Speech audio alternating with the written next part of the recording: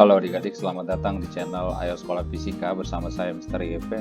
Pada video pembelajaran kali ini kita akan belajar materi fisika tentang energi kalor. Apabila kita memasukkan sendok ke dalam gelas berisi air panas atau kopi panas, beberapa saat kemudian suhu sendok akan bertambah, sedangkan suhu air akan turun. Jika sendok logam yang telah panas tersebut kita masukkan ke dalam gelas berisi air dingin, beberapa saat kemudian sendok logam akan turun dan suhu air akan naik. Mengapa demikian? Karena di dalam tiap benda terdapat molekul-molekul ya. Molekul-molekul ini mempunyai energi gerak yang dinamakan energi dalam. Makin tinggi suhu, makin besar energi dalamnya atau makin cepat gerakannya. Ketika dua benda yang suhunya berbeda disentuhkan, maka terjadi tumbukan antara molekul-molekul kedua benda tersebut. Sewaktu terjadi tumbukan, molekul yang bergerak lebih cepat atau benda yang suhunya lebih tinggi akan memberikan energinya pada molekul yang lebih lambat atau pada benda yang bersuhu rendah. Sehingga molekul yang lebih lambat akan bergerak lebih cepat, energi dalamnya akan naik. Peristiwa ini terus berlangsung sampai semua molekul memiliki energi dalam yang sama atau suhu kedua benda sama tinggi. Energi dalam yang dipindahkan dari satu benda ke benda lain akibat perbedaan suhu ini kita sebut dengan kalor. Kalor selalu mengalir dari benda yang bersuhu tinggi ke benda yang bersuhu rendah.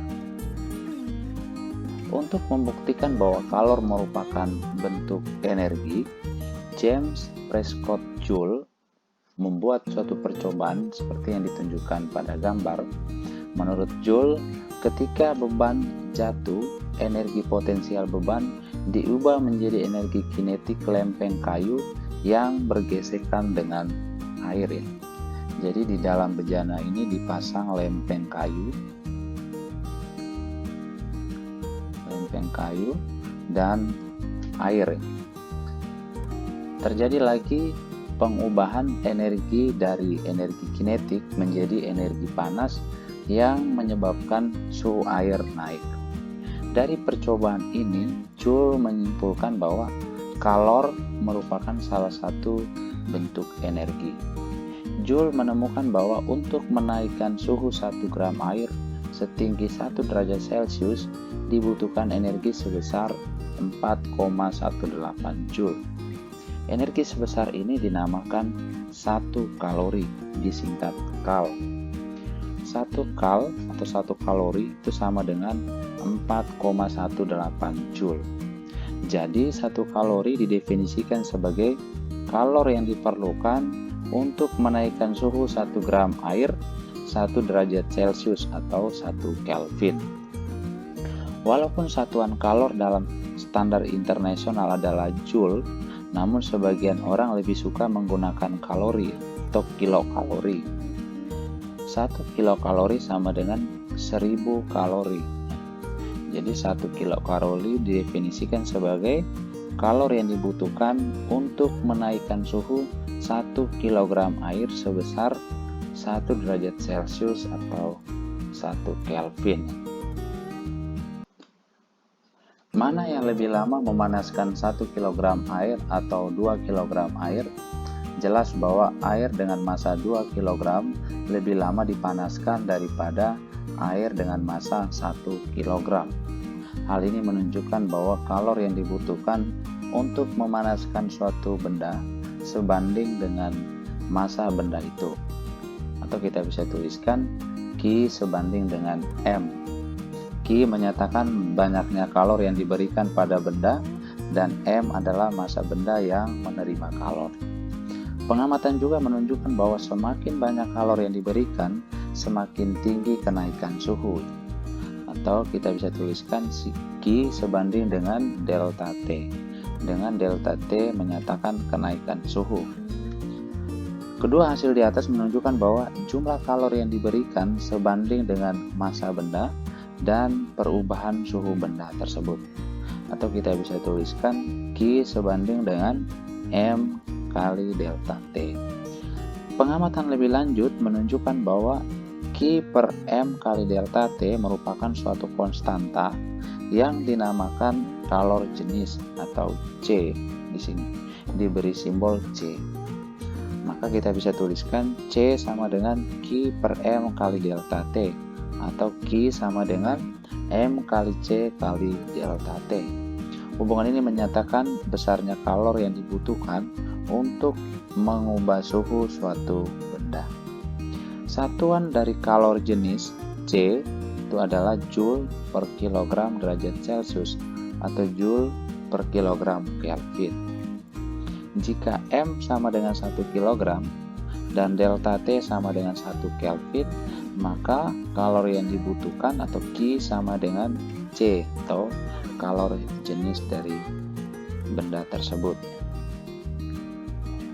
Maka C dapat didefinisikan sebagai kalor yang dibutuhkan untuk menaikkan suhu 1 kg zat atau benda sebesar 1 Kelvin atau 1 derajat Celcius. Kalor jenis merupakan sifat khas suatu benda yang menunjukkan kemampuan zat tersebut untuk menyerap kalor. Zat yang mempunyai kalor jenis lebih tinggi mempunyai kemampuan menyerap kalor lebih banyak. Dari tabel kita ketahui air memiliki kalor jenis lebih tinggi, artinya air mempunyai kemampuan menyerap kalor paling tinggi. Jika dengan 4180 Joule kalor, kita hanya dapat menaikkan suhu 1 kg air setinggi 1 Kelvin. Dengan jumlah kalor yang sama, kita mampu menaikkan suhu 1 kg dari besi sebesar 9 Kelvin. Sifat air ini yang mampu menyerap energi panas yang banyak ini atau lambat menjadi panas, banyak dimanfaatkan sebagai cairan pendingin, misalnya pada sistem radiator mobil. Akibat sifat air yang lambat menjadi panas ini, pada siang terik, air dalam danau masih terasa dingin, walaupun suhu udara di sekitarnya sudah sangat terik. Berbeda dengan kalor jenis, kapasitas kalor didefinisikan sebagai banyaknya kalor yang dibutuhkan untuk menaikkan suhu benda sebesar 1 Kelvin. Atau kita bisa tuliskan C sama dengan Q per delta T, atau Q sama dengan C kali delta T.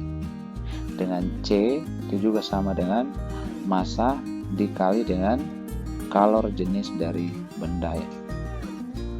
Satuan dari kapasitas kalor itu adalah Joule per Kelvin atau Joule per derajat Celcius.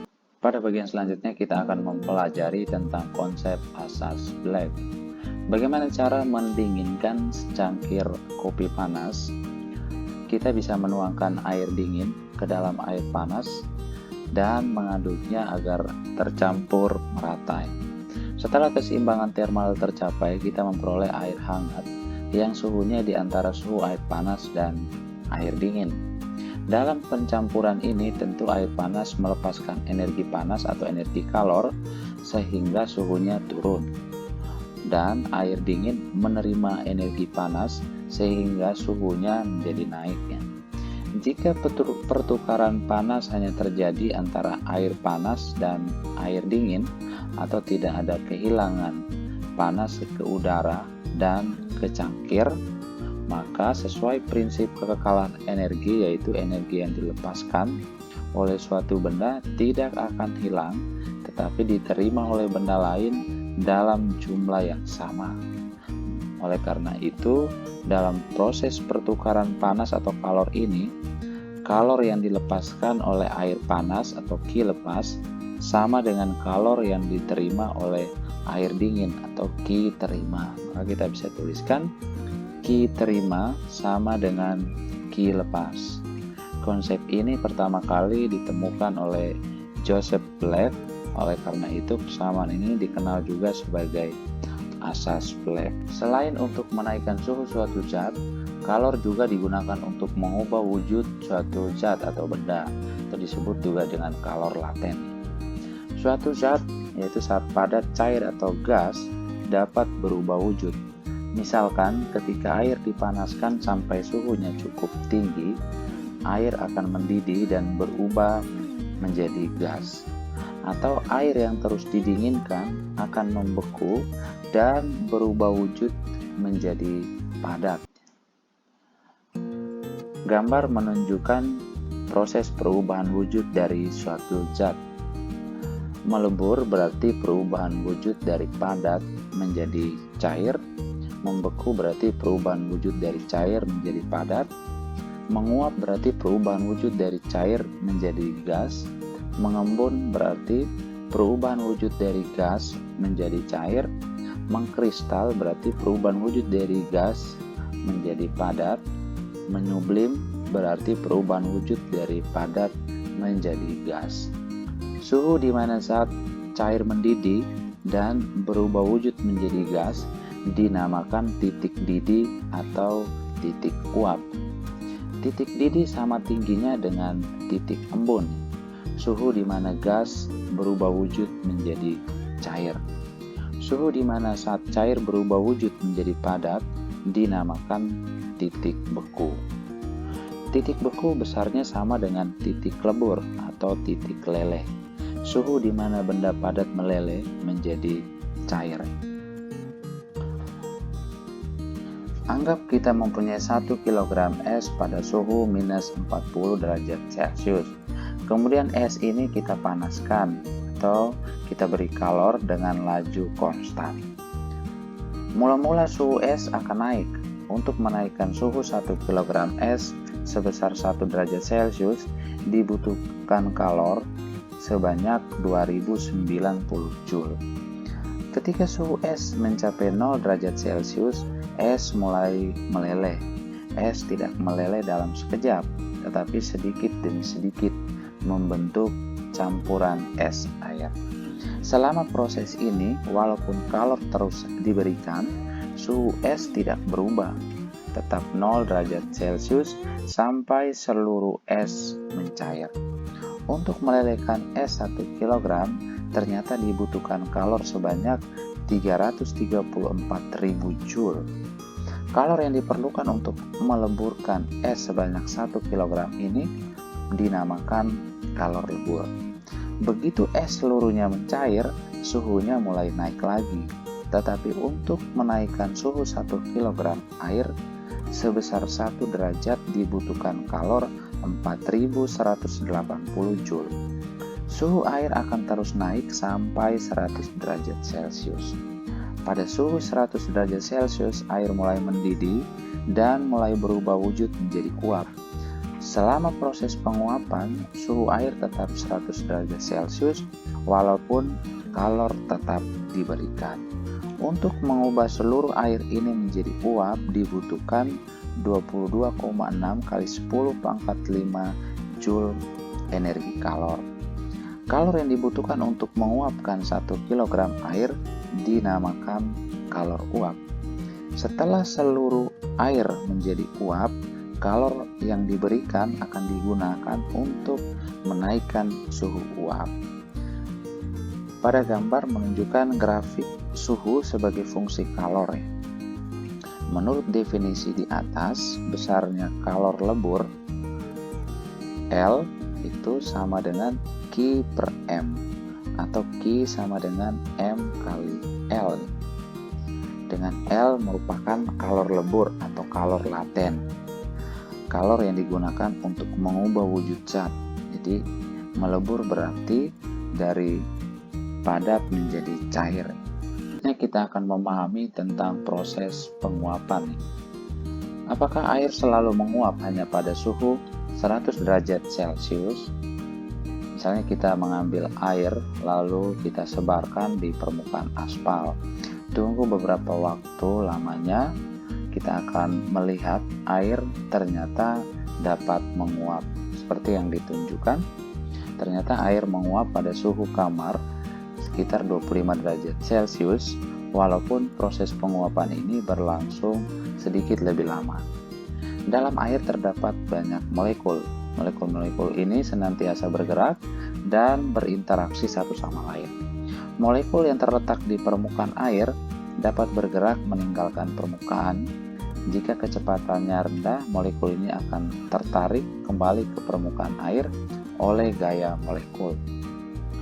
Tetapi jika kecepatannya tinggi, molekul akan meninggalkan permukaan air dan berubah wujud menjadi gas seperti yang ditunjukkan. Jadi, peristiwa penguapan adalah peristiwa lepasnya molekul-molekul dari permukaan zat. Setelah penguapan terjadi, di dalam air hanya ada molekul-molekul dengan kecepatan rendah. Molekul yang kecepatannya tinggi sudah meninggalkan permukaan. Akibat berkurangnya kecepatan rata-rata molekul air, maka suhu air turun. Itulah sebabnya setelah penguapan, suhu zat yang tertinggal sedikit lebih dingin. Ini yang menyebabkan setelah keringat Anda menguap, Anda merasa lebih dingin atau lebih nyaman. Selanjutnya adalah proses pengembunan dan menyublim. Pada proses pengembunan, ini merupakan kebalikan dari proses penguapan. Pada gelas berisi air es, kecepatan molekul-molekul gelas lebih lambat karena suhunya rendah. Molekul-molekul udara yang bergerak cepat di sekitar gelas akan bertumbukan dengan molekul-molekul lambat dari gelas. Akibat tumbukan ini, molekul udara akan diperlambat.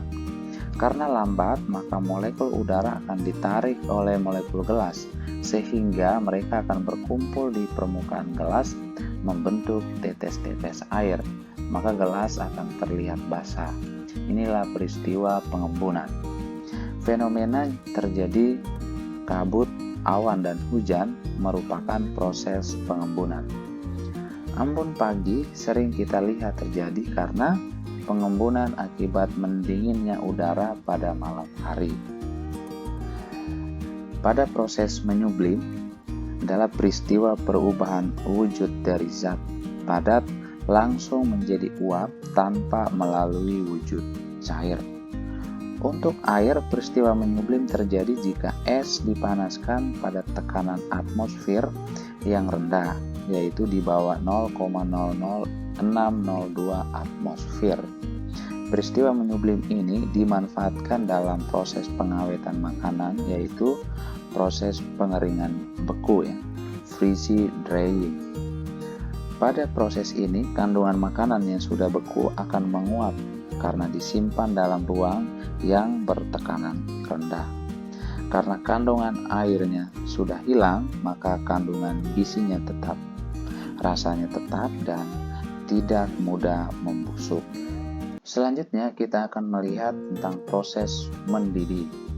Didihkan air dan perhatikan apa yang terjadi dengan gelembung-gelembung udara dalam air tersebut. Seperti yang ditunjukkan, ketika bejana berisi air dipanaskan sampai 100 derajat Celcius, molekul-molekul air di dasar bejana bergerak sangat cepat. Karena cepatnya, maka sekelompok molekul menjadi lebih bebas, berubah wujud menjadi gas atau gelembung. Gelembung ini akan segera hilang jika tekanan akibat gerakan cepat molekul-molekul di dalam tidak mampu mengalahkan tekanan di dasar air, yaitu tekanan atmosfer tambah tekanan hidrostatis. Jika pemanasan terus berlangsung, kecepatan molekul air menjadi sangat tinggi, sehingga akan ada sekelompok molekul berhasil mengalahkan tekanan hidrostatis. Terbentuk gelembung udara. Gelembung ini akan naik ke atas permukaan air, terjadilah peristiwa mendidih. Jika tekanan udara luar ditambah, tekanan di dasar bejana pun bertambah, yang mengakibatkan gelembung-gelembung lebih sukar terbentuk, sehingga dibutuhkan kalor lebih banyak untuk mendidihkan air. Dengan kata lain, air akan mendidih pada suhu yang lebih tinggi, titik didih air lebih tinggi. Jadi, titik didih air bertambah tinggi ketika tekanan bertambah besar. Tekanan udara dalam panci presto misalnya sangat besar, akibatnya air akan mendidih pada suhu lebih tinggi dari 100 derajat Celcius. Air menjadi super panas sebelum mendidih. Itu sebabnya panci bertekanan tinggi ini sering dipakai untuk memasak daging. Oke, kita membahas contoh soal. Kita lihat contoh soal yang pertama. Sebuah koin perak dengan C 230 Joule per kilogram Kelvin yang memiliki suhu 100 derajat Celcius dan massa 40 gram dibiarkan di udara sehingga suhunya turun menjadi 20 derajat Celcius. A. Berapa kalori yang dilepaskan koin tersebut? B. Menjadi berapakah suhu 176 gram air yang suhu awalnya 30 derajat Celcius jika menyerap kalori tersebut? Dengan C. Airnya 4180 Joule per kilogram Kelvin. Pada soal diketahui C koin CK itu sama dengan 230 Joule per kilogram Kelvin. T1 nya sama dengan 100 derajat Celcius. T2 itu 20 derajat Celcius. Sedangkan massa koin itu sama dengan 40 gram atau 0,04 kilogram. Maka untuk pertanyaan A, kita gunakan rumus Q sama dengan M kali C kali delta T. Itu sama dengan 0,04 dikali 230 dikali 20 kurang 100. Maka kita dapatkan Q-nya sama dengan sekitar minus 736 Joule. Tanda minus menunjukkan koin melepaskan kalori. Untuk jawaban B, yaitu diketahui massa airnya sama dengan 176 gram, berarti sama dengan 0,176 kilogram. Sedangkan suhu awalnya T1 sama dengan 30 derajat Celcius. C air itu sama dengan 4180 Joule per kilogram Kelvin, sedangkan kalori yang digunakan sebesar 736 Joule. Maka kita gunakan rumus Q sama dengan M kali C kali delta T.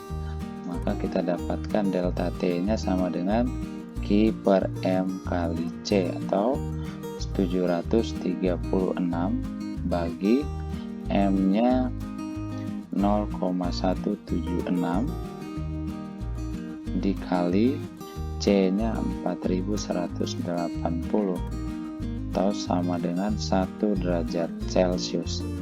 Maka kita dapatkan suhu akhirnya sama dengan T, yaitu delta T tambah T mula-mula ya, ini suhu akhirnya T2 berarti delta T tambah T1, yaitu sama dengan 1 derajat Celcius ditambah 30 derajat Celcius, maka sama dengan 31 derajat Celcius. Oke, kita lihat soal yang kedua. Berdasarkan grafik di samping, tentukan banyak kalori yang dibutuhkan 2 kg es dalam proses ABCD. Kalori jenis esnya 2100 Joule per kilogram derajat Celcius, kalori leburnya 336.000 Joule per kilogram, dan kalori jenis air 4200 Joule per kilogram derajat Celcius. Untuk mencari banyaknya kalori yang dibutuhkan dari proses A ke D, maka kita bisa tuliskan QA ke D itu sama dengan Q dari A ke B ditambah Q dari B ke C ditambah Q dari C ke D. Sedangkan untuk Q dari A ke B adalah kalori yang digunakan untuk menaikkan suhu es, berarti MS kali CS kali delta T AB, maka sama dengan MS nya 2 kg dikali CS nya 2100 dikali delta TS nya, delta T nya itu 0 kurang minus 10, maka QAB nya itu sebesar 42.000 Joule. Sedangkan untuk proses dari BC, yaitu Ki BC itu kalor yang digunakan untuk meleburkan S, berarti MS dikali LS, maka sama dengan 2 dikali 336.000, atau sama dengan sebesar 672.000 Joule.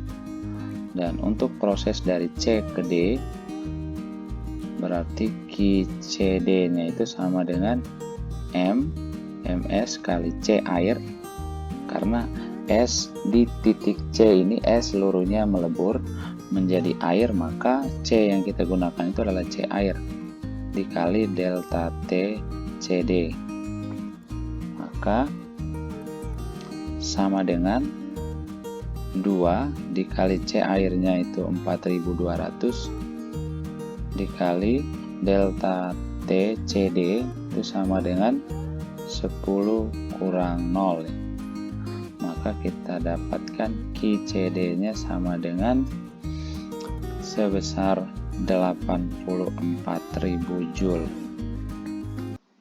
Jadi Ki dari A ke D itu adalah sama dengan 42.000 ditambah 672.000 ditambah 84.000 sama dengan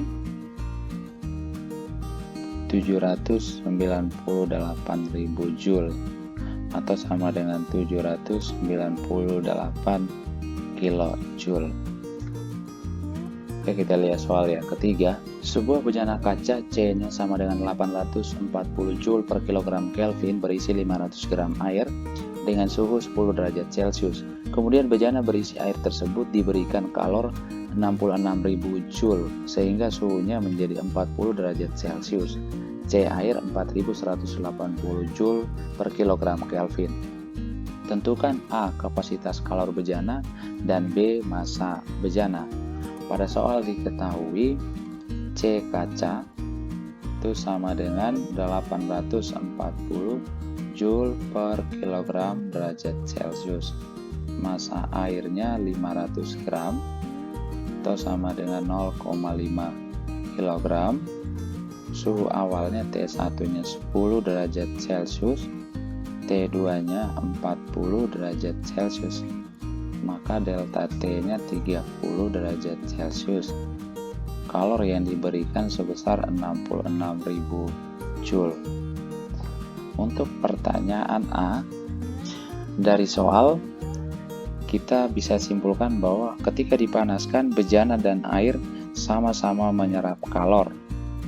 Berarti kalor yang diberikan itu sama dengan kalor air ditambah kalor bejana ya, Ki bejana, atau sama dengan MA CA kali delta T ditambah kapasitas kalor dari bejana dikali delta T. Maka Q-nya kita bisa tuliskan 66.000 sama dengan 0,5 ya, M airnya 0,5 dikali 4180 dikali delta T nya 30 ditambah C bejana dikali delta T nya 30, atau kita dapatkan C bejana sama dengan 66.000 dikurang 0,5 dikali 4 kali 30 bagi 30, maka kita dapatkan C bejananya sekitar 110 Joule per Kelvin. Untuk pertanyaan B, massa bejana M ya. Massa bejana kita cari dengan menggunakan hubungan kapasitas kalor itu sama dengan massa dikali kalor jenis ya. Maka M-nya sama dengan C per C kecil ya. Atau sama dengan 110 dibagi dengan 840. Maka sama dengan 0,131 kg. Oke, kita lihat soal yang keempat. Dalam latihan aerobik, Rini mengeluarkan energi 1,128 kali 10 pangkat 6 Joule selama 45 menit. Jika dianggap seluruh energi ini digunakan untuk menguapkan air dari kulit, berapa banyak air keringat yang keluar? Pada soal diketahui Q-nya ya, energi kalor sebesar 1,128 kali 10 pangkat 6 Joule. Waktu itu 45 menit.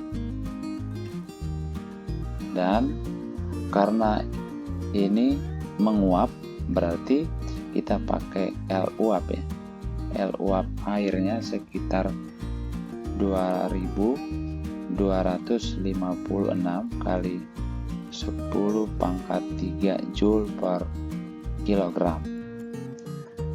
Soal ini kita cari dengan menggunakan rumus Q sama dengan M kali L uap ya. Maka M-nya sama dengan Q per L uap, itu sama dengan 1,128 kali 10 pangkat 6 dibagi dengan 2256 kali 10 pangkat 3 atau sekitar 0,5 kg ya. Jadi banyaknya air keringat itu sebesar 0,5 kg atau 500 gram. Oke, kita lihat soal yang kelima. Air untuk mandi pancur atau shower dipanaskan begitu air ini mengalir melalui sebuah elemen pemanas listrik. Berapa laju aliran atau debit air ketika pemanas listrik mencatat 7 kW dan menghangatkan air dari 15 derajat Celcius menjadi 45 derajat Celcius. Anggap 1 liter air sama dengan 1 kg dan kalor jenis air 4200 Joule per kilogram Kelvin.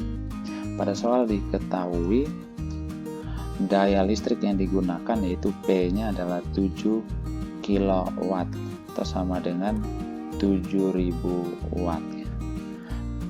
Suhu awalnya T1 15 derajat Celcius dan T2 nya 45 derajat Celcius.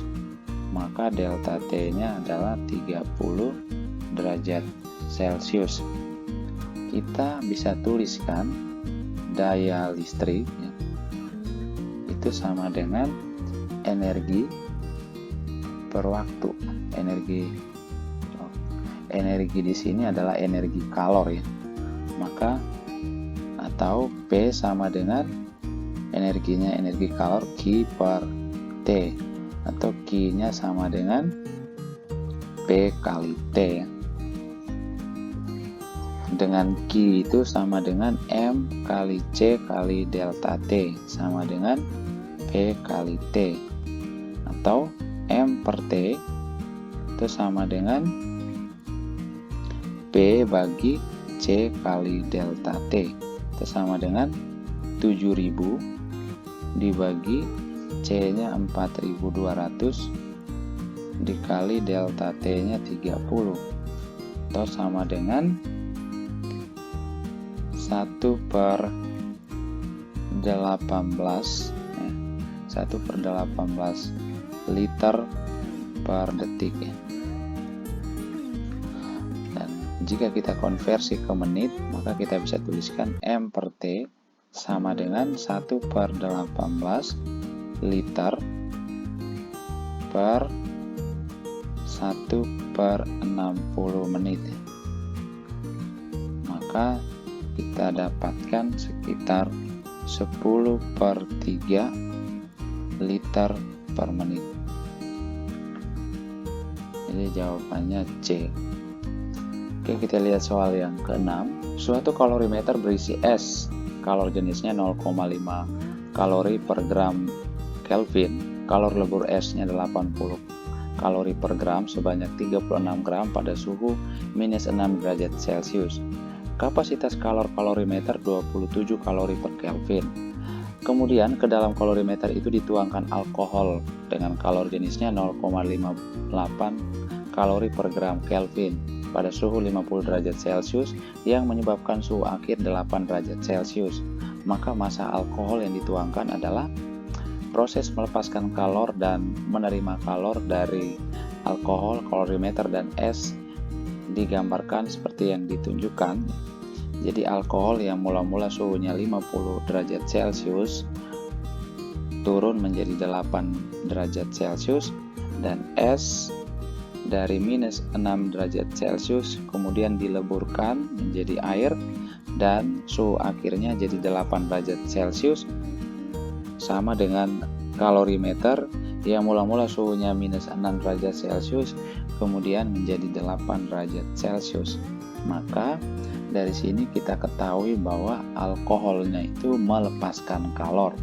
Maka Q alkohol ya, itu sama dengan M alkohol dikali C alkohol dikali delta T. Ingat bahwa alkohol melepaskan kalor. Alkohol melepaskan kalor. Maka Q alkoholnya sama dengan M alkohol yang ditanyakan dikali C alkoholnya 0,58 dikali delta T-nya 50 kurang 8. Maka kita bisa tuliskan Q alkohol itu sama dengan 24,36 M alkohol. Oke. S menerima kalor dari alkohol. S menerima kalor. S menerima kalor sehingga suhunya berubah jadi minus 6 derajat Celcius, membutuhkan kalor Q1 sehingga suhunya menjadi 0 derajat Celcius, dan es yang 0 derajat Celcius membutuhkan kalor Q2 sehingga melebur seluruhnya menjadi air. Kemudian air yang suhunya 0 derajat Celcius membutuhkan kalor Q3 sehingga suhunya naik menjadi 8 derajat Celcius. Maka Q totalnya ya, untuk es itu Qs nya sama dengan Q1 tambah Q2 tambah Q3 atau sama dengan Ms kali Cs kali delta T1 ditambah Ms kali Ls tambah Ms kali C air kali delta T3 ya. Kenapa C air? Karena pada Q3 ini es diubah seluruhnya menjadi air. Maka Qs nya itu sama dengan Ms nya tadi 36 dikali Cs nya Cs sebesar 0,5 ya dikali delta T S nya 0 minus 6, maka terus ditambahkan Ms nya 36 dikali Ls nya 80, kemudian tambah Ms nya 36 dikali C airnya 1 dikali delta T3 nya 8 kurang 0, maka Qs nya sama dengan 3276 kalori. Kemudian untuk kalorimeter ya, kalorimeter menerima kalor juga ya, menerima kalor dengan besarnya Q kalorimeter itu adalah C dikali delta T atau sama dengan 27 dikali 8 minus 6, maka ini sama dengan 378 kalori. Sehingga dengan konsep asas Black yaitu kalori yang diterima sama dengan kalori yang dilepaskan, berarti Ki alkohol sama dengan Qs ditambah Ki kalorimeter. Berarti kita bisa tuliskan 24,36